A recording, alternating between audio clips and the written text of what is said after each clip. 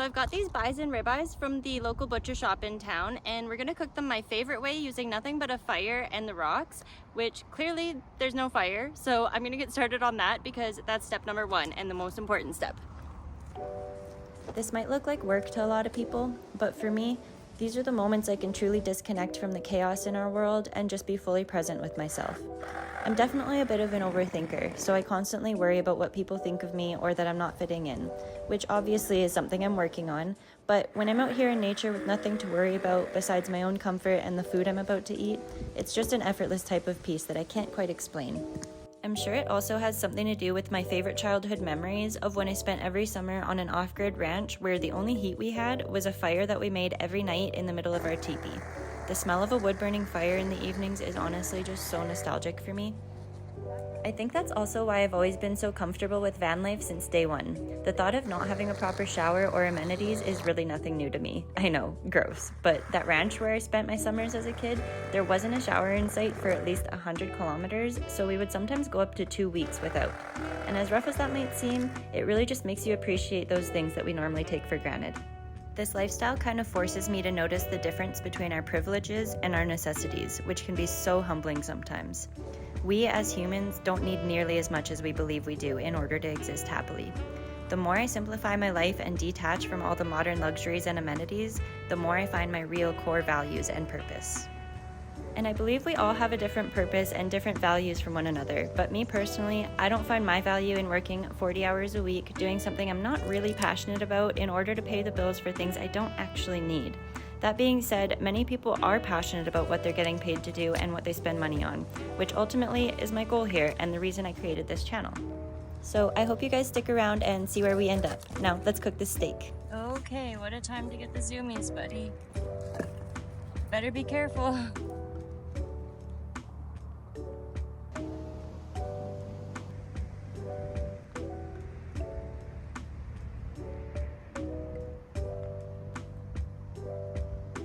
The trick is to keep it going. I know it looks like it's already going, but that's just mostly the paper burning, and you have to try to get the actual wood going is the main thing.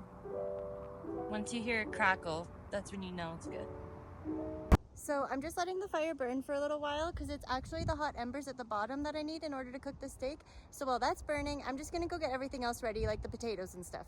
So I'm starting with the potatoes since they always take the longest to cook, and I kind of just slice them and let's not cut my fingers. Put some butter and spices. So I don't go all the way through, I kind of just leave it so that it can stay together like that. I feel like other people do it this way too, it's not just me, right?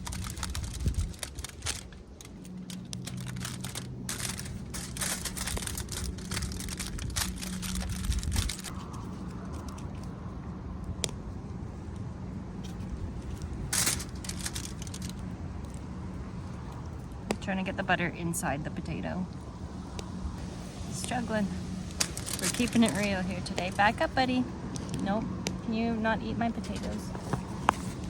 Thank you. You stay, bubs. And I'm gonna put a little bit of spices as well. Gotta get that inside. This is Montreal steak spice. If you're not familiar, it's like the best spice in the world. You've got to try it if you haven't. And then some salt.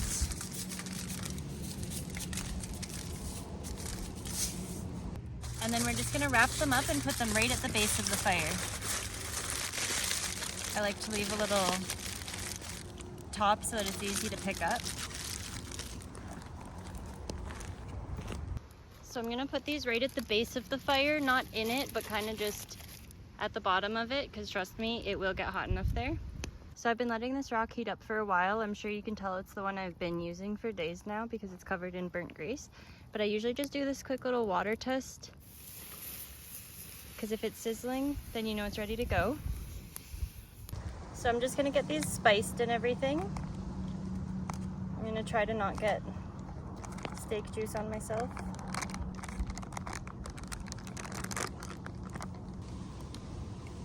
Buddy, this is the daily struggle of trying to prepare food with a dog. Stay. Essential. Got the Montreal steak spice. Get that spiced up. And then I'll do the other side once I put them down to grill. I put a bunch of this stuff because it's honestly delicious. And then coarse sea salt. Coarse is the key because with steak, you want those like thick grains of salt. I don't know why, but it just enhances the flavor a lot, I've been told.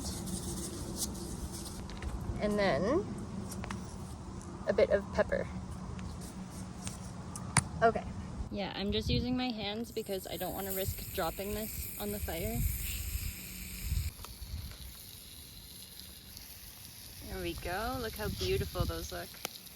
So it's usually a bit of a challenge to turn them because obviously you're not going to use a fork and burn yourself. So I kind of just have to carefully do it this way and hope that I don't drop the steak into the fire, because that would be really unfortunate, and I have done that before. So I'm just checking if they are ready to flip. Looks like they are. I don't want to overcook them, and I also don't want to drop this butter off the top, so wish me luck. Perfect.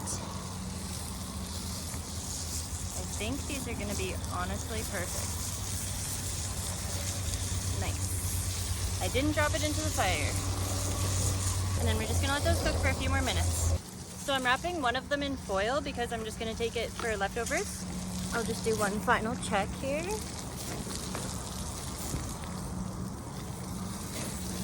Yeah, looking good.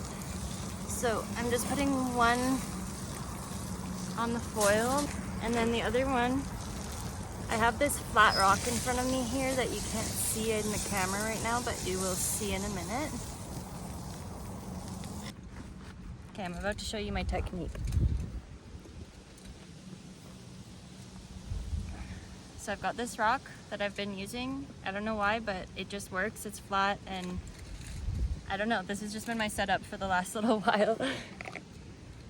And the only utensils I have right now are knives. So let's do this. Now the moment of truth. Let's see if I overcooked it or not. Something's telling me I did. Oh, maybe not. Maybe a little bit. Depends how you like your steak. I like mine medium. So this is like a little overdone, definitely. I'll show you up close here. Oh, it's getting windy. So it's almost medium, but I did like medium well, I'd say. So not exactly how I wanted it, but not bad. So since this is probably going to be the first video I'm posting on my YouTube channel, I may as well say a little bit about me while I eat this steak. So first thing, I'm just going to use my hands.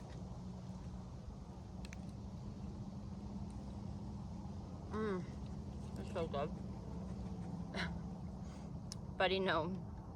So, I was born and raised in Canmore, Alberta, which is right next to Banff.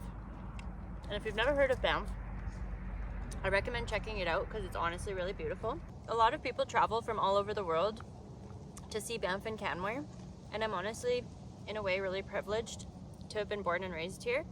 Whenever I tell anybody that I was, they look at me and they're like, huh? Like, they almost think people weren't born and raised here, like it's just some sort of really nice mountain town like that people vacation to or something, which it is. But I was one of the few, one of the rarities that actually grew up here. So I grew up in the mountains, hiking, hunting, shooting, archery, you name it, honestly, climbing, canoeing, everything that you like hear about in like mountain life. I don't know. And why do I live in a van? Mostly because it's expensive as heck to live out here, and I'm trying to save up to buy a home or a property.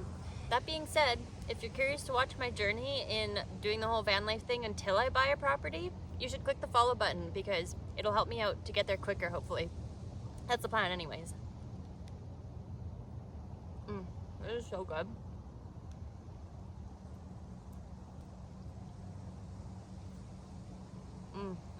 And as for all of the inconveniences that come with living in a van and stuff that most people would worry about, like showers and bathrooms and stuff, it honestly doesn't faze me that much. I grew up going to these summer camps that were super off-grid on a ranch where we didn't have showers or anything for 2 weeks at a time, and we would go backpacking and carry all of our food and dishes on our back for days at a time. So I think I just kind of have always been used to this lifestyle, and it really doesn't bother me that much just because I was born and raised this way and born and raised camping in the mountains and everything like that. So I don't know, it's just kind of what I'm comfortable with.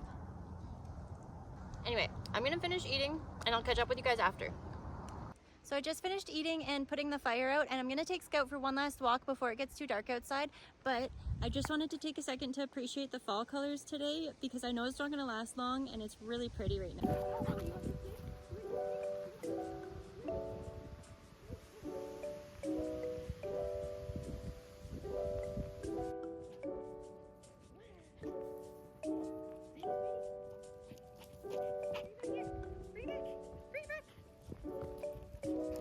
So we're back in the van. I have a very sleepy boy, but I just wanted to quickly come on here and say that I'm gonna start posting on here pretty regularly. So I don't know, you should follow along on my adventure of a life because I've been told that it's not super basic and kind of interesting.